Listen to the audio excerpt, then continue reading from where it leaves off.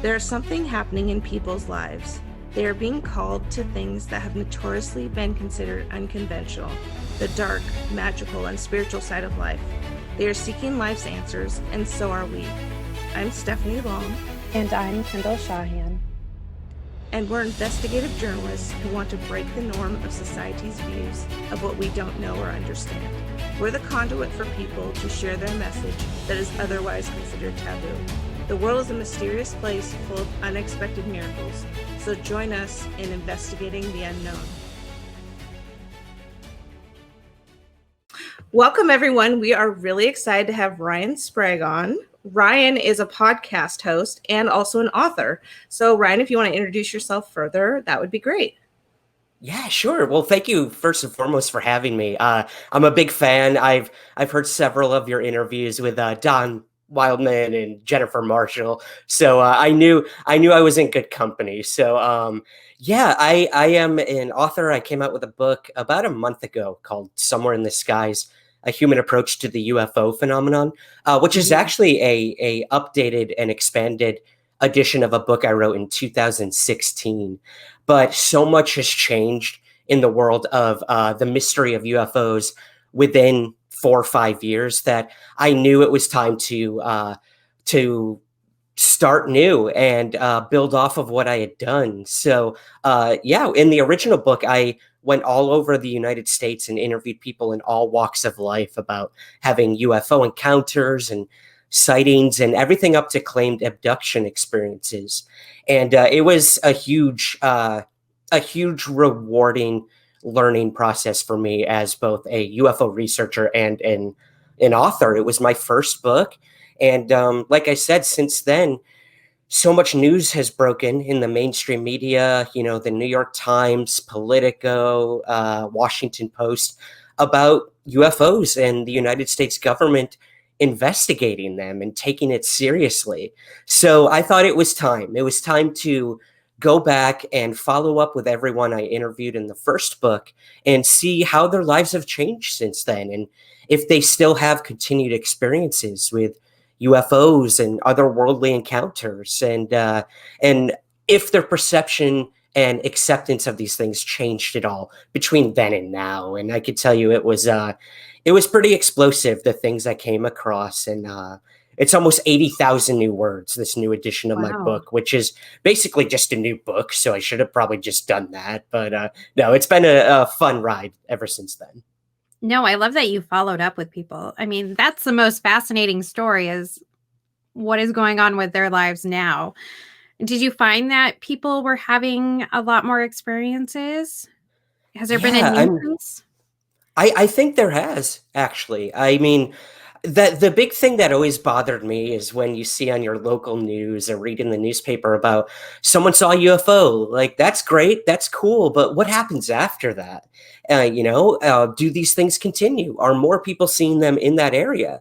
So I think following up is one of the most important things we can do, because like I said, some of these are continued experiences. People have these throughout their entire lives, whether it's the paranormal, the supernatural, UFOs. So I did see a lot of patterns that, family members were starting to have more experiences, not just, the one person who came forward.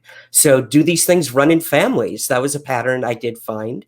And also geographical location. Maybe one person saw something in Detroit, Michigan. Well, did anyone else? Is there a reason? Maybe a body of water has something to do with it. I found that surprisingly between both books, how many UFO sightings occur over bodies of water. And I can't pretend to know why yet, but I'm trying to figure that out. But yeah, it's been a crazy journey. And yes, everyone I interviewed has been changed in some way, shape, or form by the experience they had. Yeah. Well, I can imagine the water would be the easiest place to hide. So that's a good point. We know so little about what's underneath the water. Good point. Can you tell us one of your favorite stories from your book and how it's kind of evolved over the years? Absolutely. There's one case that I always go back to, and I'm actually in touch with this gentleman pretty much once a week at this point. But this happened back in 1976. And this guy was going to a drive-in movie theater in Cuyahoga Falls, Ohio. And he was with a buddy. They pull up to the drive-in in their car, and they're, just having a good time, smoking some cigarettes, waiting for the movie to start. And all of a sudden, the power in the entire drive-in movie theater went off. Everything blacked out. So you kind of have this like Close Encounters of the Third Kind thing going on. And people don't know what to do. They're like, oh, I guess maybe we should leave. The power went out. So everyone starts to, try to turn their cars over and get out of there. And no one's cars would start. So that's a little disconcerting for a lot of people. And then all of a sudden, over the movie screen, this giant movie screen, this chevron-shaped black craft just appears and starts floating over the movie screen and then over the entire parking lot of the drive-in theater. And this guy said from tip to tip, this thing was massive. It took up the entire parking lot. No appendages, no, really discernible markings on it, just a solid black thing hovering in the sky. And all of a sudden, everyone starts kind of, looking up and wondering, what is this? What's going on? But the interesting thing was no one really panicked or ran away. Everyone just stared up at this in awe. And there were hundreds of people there, I have to add as well. And it just floated over the parking lot, went off into a field in the distance and disappeared. And how close was it? No, I would say from what I remember, Scott, the gentleman who was the witness that I spoke to, said probably about 300 feet up, maybe. Okay. That's of course just an approximation. I was wondering if it was like coasting over their cars. Right. Oh, I have some scary stories about that. Oh, great, even where UFOs have landed on the top of cars. Oh, I have to hear that, but okay. Oh yeah. There's a good one. That's pretty close to the ground, really. That's pretty close. I know it seems like a lot when we're down here on the ground, but it's not in terms of how dangerous that would be. And the thing that always got me about this one, guys, is like I said, after the craft disappeared, nobody did anything. Like nobody really inquired about it with one another. I should mention, once the craft disappeared out of sight, everyone's cars started up again and the lights came up and then they started the movie and like nothing had just happened. So I'm like, Scott, what is this? Like, you mean nobody like reported it to the police, or like no one asked for their money back, or like what the heck's going on? And he's like, no, everyone, he went to the bathroom and everyone in line was just standing there. Nobody talked about it. He gets back in his car, movie starts, and then they watch the movie and go home. What? And I'm just like, what is that? Some sort of like instant amnesia? Like these people's minds were like blacked out as soon as this thing hovered over and disappeared. Yeah. And he didn't remember this thing happening for many, many years until he saw a UFO book in like the library, and he saw an image on the book cover, and it kind of triggered this memory back, and nobody else ever came forward. So I'm like, that's tough, man. Like if I don't have any corroborating witnesses to this entire thing is just like, I have to take your word on it. And that's tough. It's really tough. And he struggled with that for many, many years, and no one would believe him because nobody else came forward and said they saw this. And I believed him. Like, I firmly believe that something happened to this guy, and he couldn't find his friend who he went to the movie with after so many years had passed. And it started to wear on him. He got like super depressed and like kind of just put it back in and didn't talk about it until he reached out to me. I put him in the book, and 4 years passed and nothing. No other witnesses came forward. And then I'd say maybe 3.5 months ago, I got an email from a woman who said, I think I saw the same thing. I live a town over from this guy. It happened that same year. My boyfriend worked at the drive-in theater. And then boom, like I was able to bring that to him and be like, you're not alone, man. You're not alone. And I believe you. And now everyone can believe you. And he just like, when I talked to him on Skype, I think it was, I could just see like all this weight being lifted off of him in that moment. He's like, thank you. Thank you. And look, if that's the least I can do is like get an email, get his story out there, and have someone else say this happened, like I feel Yeah. like I've done my job. Definitely. Oh my Yeah. God. Has he had any other further experiences? Scott in particular, I don't believe so. This was a singular event for this Mhm. gentleman, but there are so many witnesses in the book who, once that door's open and you see one thing, it just Mhm. seems to like open so many more doors and windows, and you start inviting these things into your life. And there's Yeah. one woman in particular in Michigan I talked to, and after seeing a UFO, she had like poltergeist activity happening in her home and like shadow people and just everything you could think of happened to this woman and her two daughters after they saw a triangular UFO Ugh. in Michigan. So Okay. yeah, it's you got to wonder, like, once you see that, is there no turning back, and what doors open after that? Well, I've definitely seen a UFO, and I've talked about it before on our podcast. And whether or not it was made by another country and it was being followed by a fighter jet. So Oh there's that. wow. Yeah, it was pretty kind of a crazy story because it was just so it happened and you're like, oh, I was just Right. standing on the back deck with my friend. Her father was barbecuing and there was two sets of trees and this thing just shot across the trees back and then took off like really fast. And then count of 10, fighter jet came there. And what we noticed then was that this thing that was before it made no sound whatsoever. And so Yeah. it was the trigger of the fighter jet. Her dad had worked in some sort of military. I can't remember what it was right now. And he was like, because we're like, oh, can we call the news station? He's like, yeah. But he's like, nothing's going to come of it. And so we're like, okay, Yeah. So we go and call and they basically said, yeah, everybody's seen it. We've had lots of reports on it. And then nothing ever showed up on the news. So Right. Yeah, Yeah. that seems to be the way it usually goes. What shape was it? Now I'm interviewing you on your own show. I'm no, sorry. no worries. As soon as I hear someone see the UFO, I'm like, okay, let's start checking off the boxes. As far as I could tell, it was very fast, its movement. So it was Okay. hard to like zero in on it. It was very dark. Whereas the fighter jet to me had a lot of texture that stood out to it. This thing was just dark. I mean, it could have been like a V, like more of like a stealth type plane, or it could have been more of like a cylinder disc. I'm not sure because I was seeing it in profile.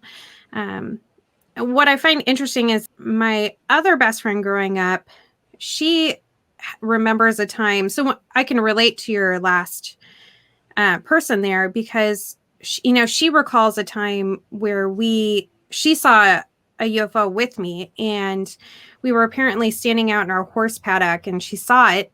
I can't recall it at all. And the fascinating thing is I love that sort of stuff. So I'm like hyper vigilant on, I would remember that. So I find it weird that I can't recall this. And yeah.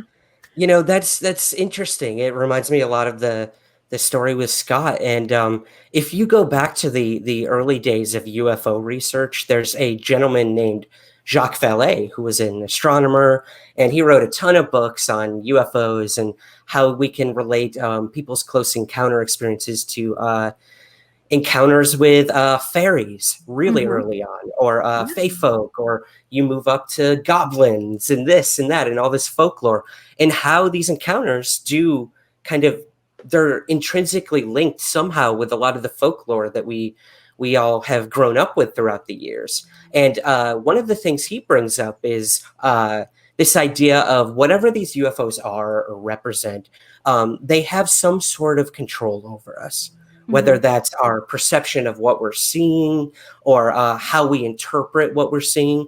I mean, that mother I told you about, her and her daughters, they were looking up at this triangular UFO, and the mom said it was completely silent, and she felt so calm, and it was beautiful and euphoric.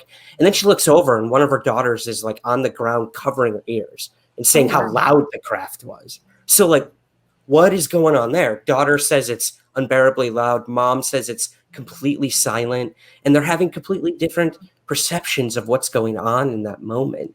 So I do wonder, do they have some sort of control over us, whatever they or it is? I can't tell you, but the thing I can tell you is there's so many cases I've come across where people have said that, like either boom, it blacked out of my memory. I don't remember a lot of things. And I felt like it was controlling my emotions or something like that. So yeah, it's really interesting. I wonder kind of how we were talking about it can control like what we see or what we, hear. I wonder, do you think or have you heard if it picks certain people? Like it knows who to pick Yeah. to manipulate? And I'm not saying these people are weaker in any way, but I'm just wondering if they have more tendencies to be manipulated, and they've seen that by looking down on us. That's a really good question. I mean, I actually have a chapter in the book called Why Me? And I asked these people, I posed a question, do you think you were chosen to experience this? And some said yes. And then some said, no, I think it was just a fishing effort. Like they just came down and I just happened to be there. Or, these people who claim abductions, they just happened to be like next in line on the, the roster. If you want to get like really technical about it, maybe, yeah, it's totally random. But for some people, I do think they firmly believe they were chosen for a reason. And look, if they go through something that traumatizing and weird, I'm not going to take that away from them. I wasn't there when the event happened. And I'm talking more about like abductions. I am personally very skeptical of the alien abduction phenomenon, but that doesn't mean that something didn't happen to these individuals. And I've interviewed a lot of them. And these are very stable, sane individuals. No history of abuse, no history of being fantastical or fantasy prone. And they are completely stable individuals who've had these extraordinary experiences and sometimes very traumatic experiences. So if they feel they were chosen, that's very empowering to them. Yeah. And they made their way over that hump of being like, wow, my life has changed. This was terrible. It was scary. I don't know what happened. Two, I'm going to try to find answers to what happened to me. And look, if that's what they want, or just someone to listen. That's another thing I learned early on with these topics. Just listen to people, have empathy. Like you might not believe them or you might go in with preconceived notions, but just have empathy. Like they went through something powerful happened to these individuals. And I firmly believe that. What it was, I don't know if we'll ever know, but a lot of people believe they were chosen, and that it wasn't because they were weak or susceptible, but because that UFO wanted to gauge a reaction out of them or had some message to convey to them. How they interpret that message is completely up to the individual having the experience. Have they talked about messages that they get from these beings on why they're being picked up or communicated with? The patterns I found with those who had quote unquote abduction experiences, a lot of them say they were shown images. A lot of this communication between them and the beings or the intelligence behind the experience was, you guys ain't doing so good on this planet, and we might have to step in. That's a fair statement. Right. And now's the time to like come Please down come. and help us, please. Step in. Yeah. But I mean, these stories have been going on for decades. You go back to the 50s, 60s. You have what was called the contactee movement, where a lot of people out in I haven't heard of that. Okay. Can you explain that? Yeah. Yeah. Absolutely. Please. Absolutely. There's a lot of this was out in California, actually, and people would meet in the desert, whether it's like Joshua Tree or the Mojave, and they would all convene and say, have you had an experience? Yes. Have you? Yes. What did they tell you? And then they come together and try to figure out what these messages mean. And it always seemed to come back to the same stuff. Stop creating these nuclear weapons. Stop polluting your planet. Love one another, accept one another. So look, these messages are super positive, and that's great. There was never like a message of like, we're here to take you over or anything like that. Maybe that's the case. I don't know. If so, they're pretty good at convincing these people otherwise. But this goes all the way up until today with abduction experiencers claiming messages of, you need to stop these things you're doing, and your planet is not going to be around forever if you keep doing what you're doing. And then you can't be a part of this collective galactic federation or what have you of being a part of this greater thing in life, in this solar system and this universe. So yeah, I think if their messages are real and genuine, now's the time that we should probably start heeding them for sure. For sure. Have you talked to anyone that does kind of, I guess it's like in this world, but you're like communicating to them on a different plane? Have you talked to anyone that kind of handles that? Yeah, and I mean, with these abducted, but right. Yeah. I have spoken to, actually in the book, I have a whole chapter dedicated to hypnotherapists and psychologists who will regress these individuals and dig these memories out. And that, that could be tough. Memory is faulty. It's easy to lead someone when you're under hypnosis. So you really have to be careful who you work with on those sort of things to recover these memories. So I just urge people, if you've had one of these experiences, go to an actual therapist first, not someone who is so steeped in this stuff that they can't kind of pull themselves out. I try to give that kind of responsible warning to people who want to be regressed. But other than that, you have individuals who I remember a guy I went on this excursion where I spent a weekend in the woods in a cabin with like 5 people who claimed to have been abducted by aliens. And whether I'm crazy or not, yeah, that's like a horror movie, and I love horror movies. So you give me another plot. And now it's the time. Now's the time. Yeah, you give me a plot for something. You should start writing it. Jordan Peele, if you're out there. Good Sorry. That's his next one. Yeah. A weekend in the woods with UFO experiencers. Yep. Yeah. And yeah, I don't know what I was expecting. Maybe I would get abducted, or maybe I would I just kind of wanted to observe these people and like listen. And that's the kind of writer I am, is I like to just fade off into the distance and listen. And it was amazing. Like for the whole weekend, I listened to these people talk about their experiences and learn from one another and find patterns and this and that. And at no time did I feel they were like enabling fantasy or like creating these experiences or being influenced by one another. I mean, sure, maybe we all are. Every conversation we have with another human being influences us somehow. But the funny thing about that weekend was we also invited a shaman to come. And that was pretty cool. Like, not a world I'm familiar with. These individuals who claim they can go to that other plane and can bring you there. Did they do ayahuasca? No, we did not do ayahuasca. Okay. I'm terrified of doing something like that. Okay. I can't pretend that I haven't partaken in other mind-altering things in my life, but ayahuasca is not one. That's fair. Yeah. But that was cool because I'm like, wow, I never thought about bringing a shaman into the UFO alien abduction arena. And he was awesome.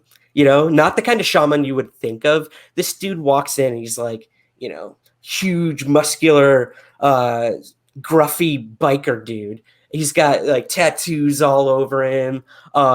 He like at one point took his shirt off and showed us he had this huge alien head on the back on his back tattooed. I'm like, wow, okay, I'm really in for a lot this weekend.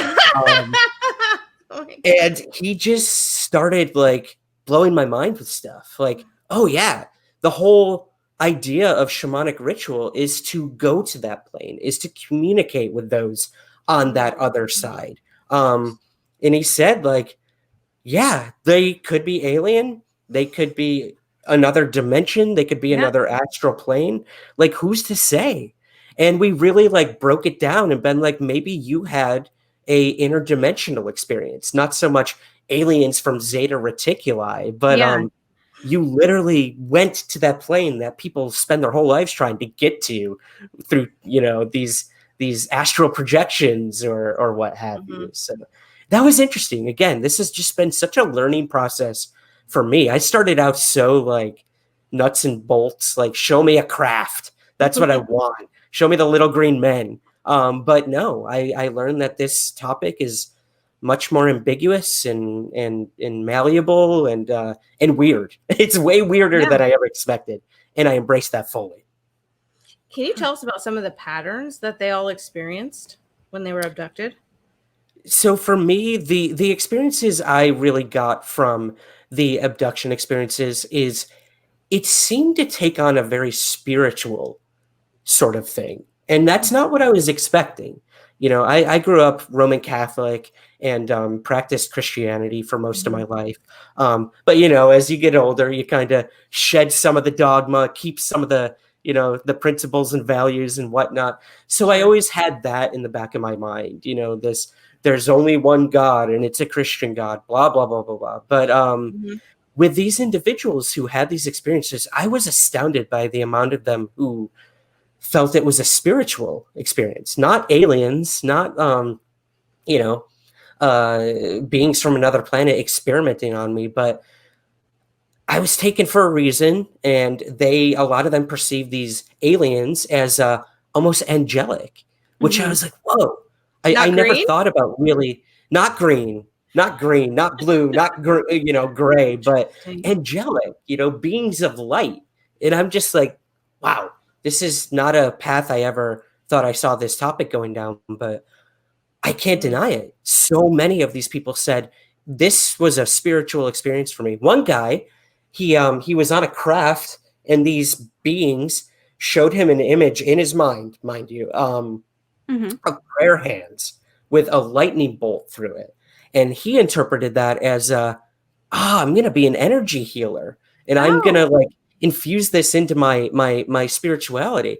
And not a religious guy or anything before this, but after, he became a minister, and he started like teaching how to do prayer healing and Reiki, something again I'm not too familiar with, but I'm just like, wow, this experience totally changed this guy's life and his path, and he's a minister now.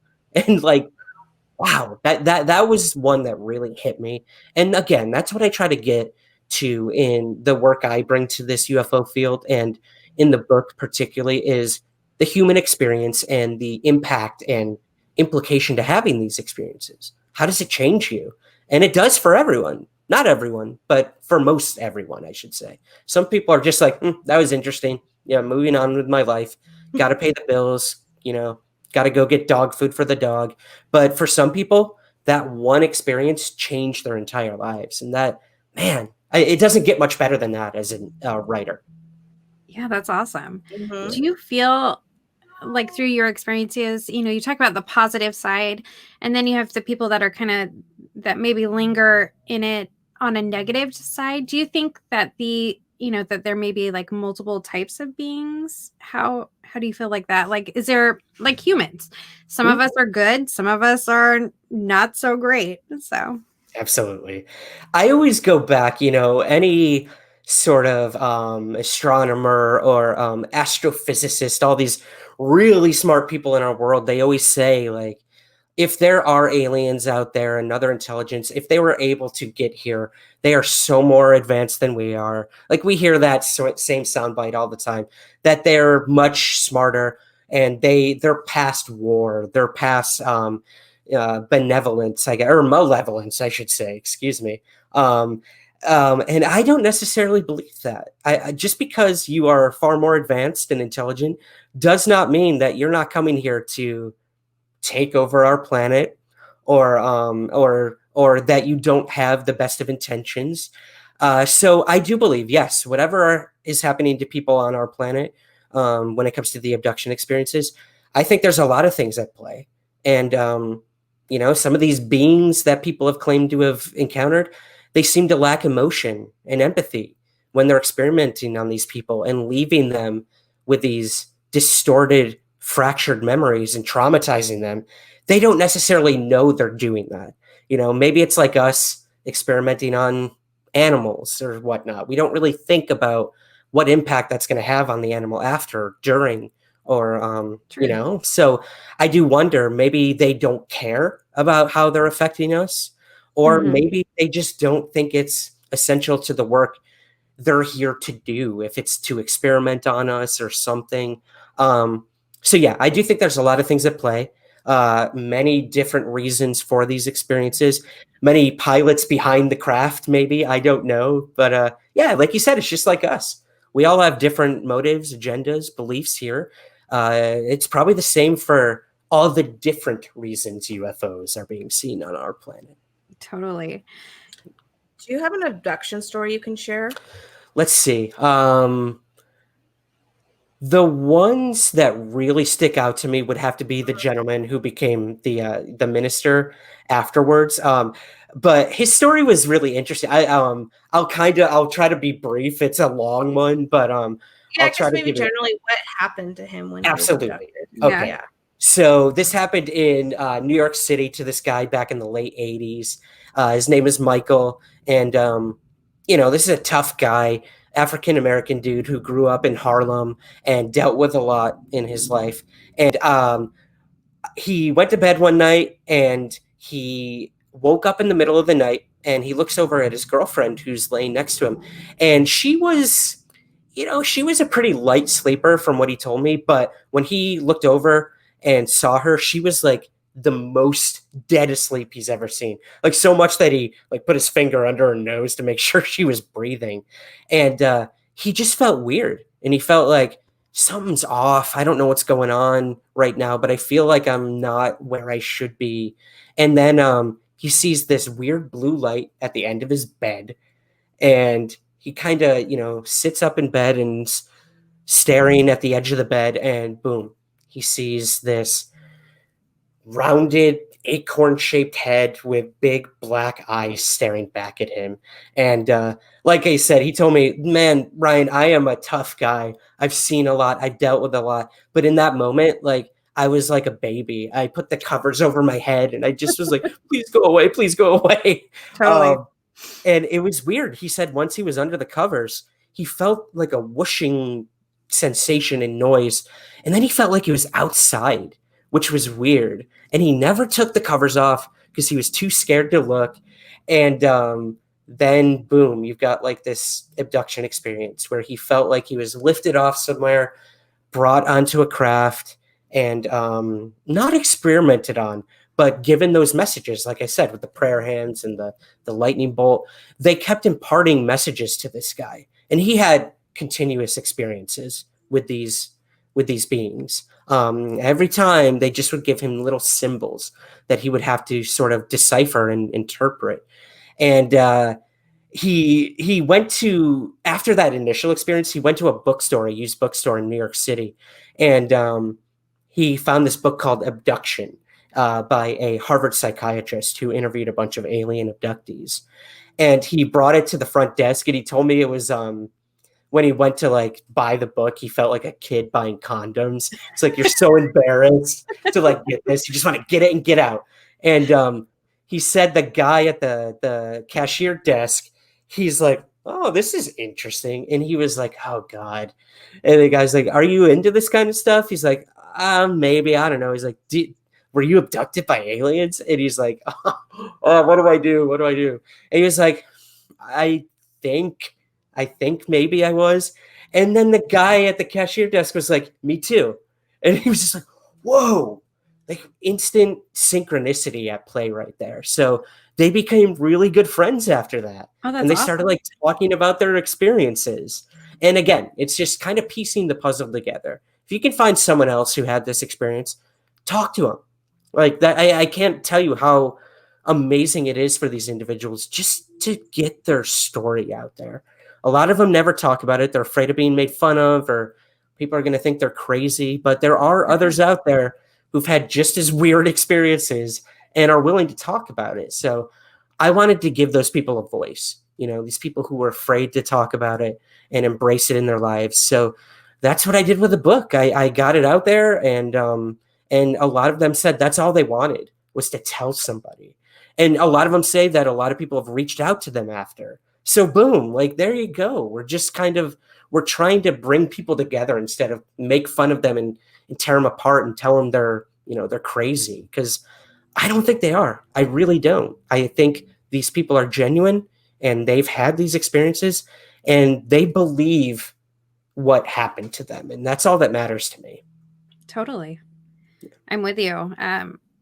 Talking about subjects and getting it out there, we as humans are so concerned with how people perceive us that, Stephanie talked to her work, during a meeting about weird stuff, and everybody jumped in and loved the conversation. And it just proves that we all have our weird stories that we think are weird and that we can't share, but really we're fascinated by them. So thank you for Right. giving a voice to, everyone out there that are dealing with these situations.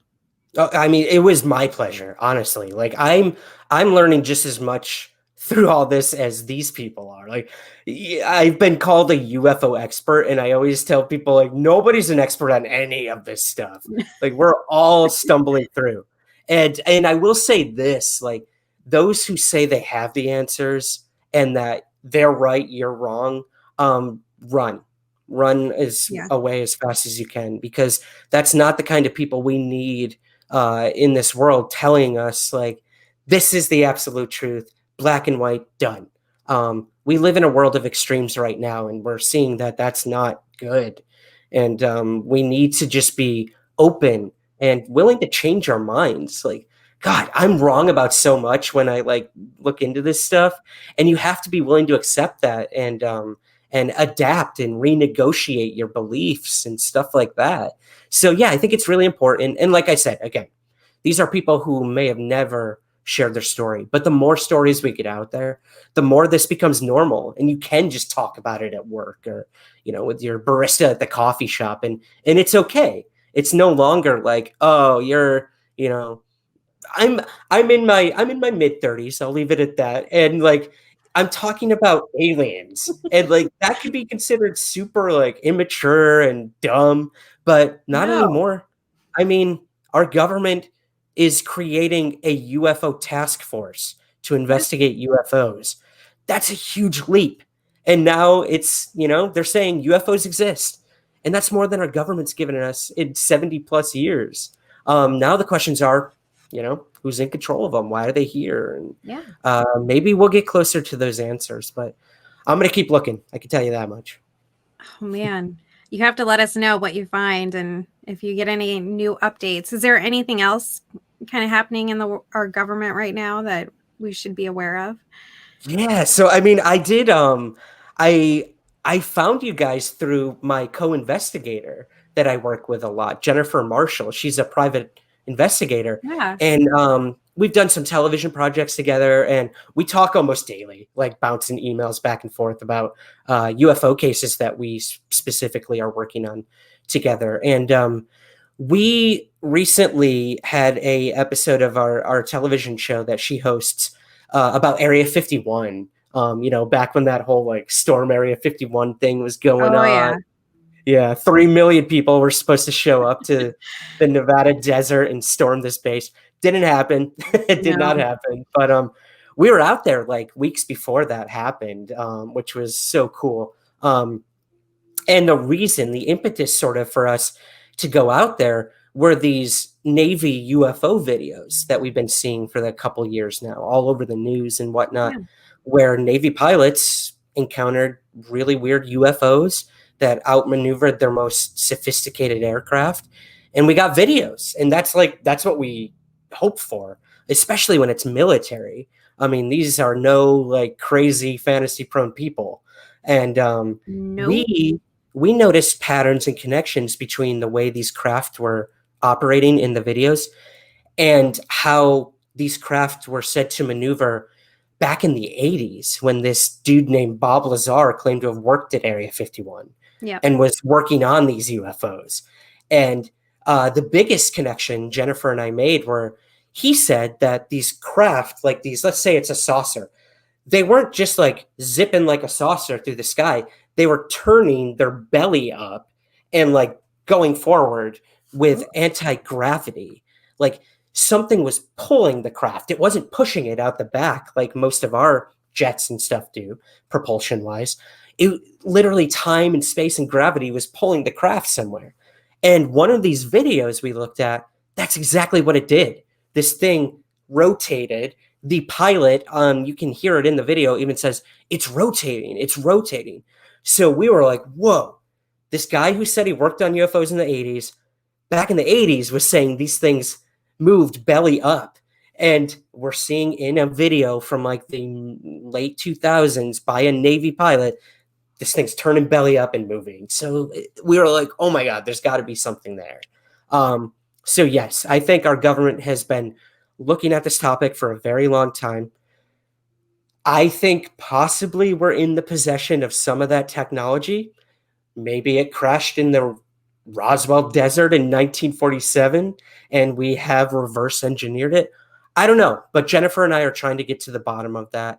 And her being former Navy, there's some stuff off the record that didn't make it into our TV show that they told her that we're on the right path and we need to keep looking into this stuff, and that there are so many military people who can't talk about what they've seen or experienced or worked on. So we've only just begun to look at that, and I'm excited to see where it all goes. But boom, 2020 has been a crazy year, but it's also been the year where our government said UFOs exist. There might be life on Venus, which we learned a couple days ago. So there is some. They might as well just throw it all out at us. I know, right? yeah. Like, what else can go wrong? You know, like everything's messed up. Let's just tell us, right? That's how I feel. Give us the answers. Give us the vaccine. Whatever they have, these aliens, like, now is the time, because we ain't doing too hot, and we're not really showing these aliens that we are a good species, as it were. So I'm all for love one another, listen, build bridges instead of walls, and let's figure this stuff out together. For sure. Well, thank you so much, Ryan, for joining us today. I would love to hear more of your stories because I find them so fascinating. Can you give a shout out to our listeners and let them know how they can get connected with you, and where they can find your books, that sort of thing?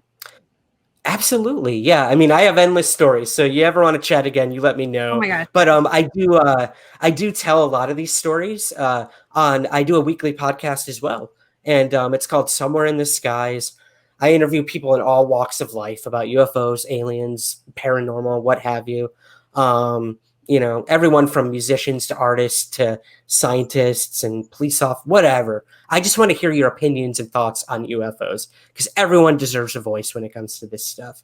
And I just came out with a book about a month ago, which is also called Somewhere in the Skies. You can find it on Amazon, Barnes & Noble. And other than that, everything I do can be found right at my hub, somewhereintheskies.com. Awesome. Thank you so much for joining us and telling us your stories. I really appreciate it. Thank you. Thank you so much for having me. Keep up the good work. I love what you guys are doing, and I'm a big fan. So thank you for having me. Thank you. Thank you.